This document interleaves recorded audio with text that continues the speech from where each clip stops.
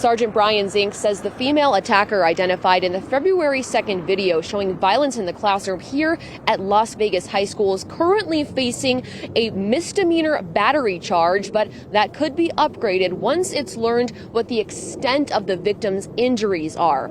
After my story about youth violence aired on Monday, the chief of the Juvenile Division at Clark County's DA office said she'd like to sit down with an interview with me about the processes for bringing justice to the victims and intervention on the perpetrators.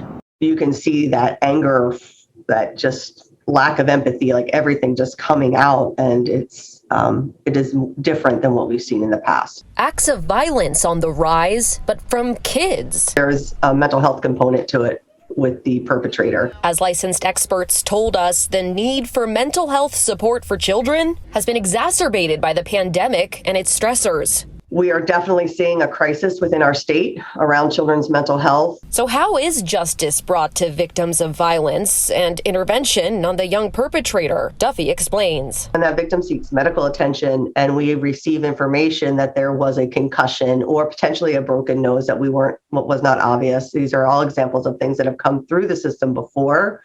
Then at that point, we take that misdemeanor and then would charge the felony substantial bodily harm. At that point, it could be anything from probation to placement in a youth correctional facility, like Spring Mountain Youth Camp, Caliente, Summit View. So it all depends, and the courts make that ultimate determination.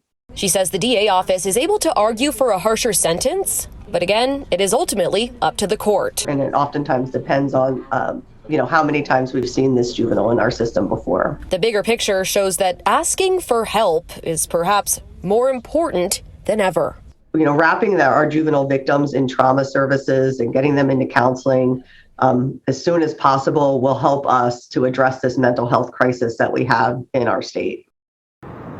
Duffy says it's important to inform yourself about the warning signs to look out for in your child's behavior. There are 5 locations for The Harbor, which is a Clark County-led initiative, and it's a free resource for families needing wraparound mental health services.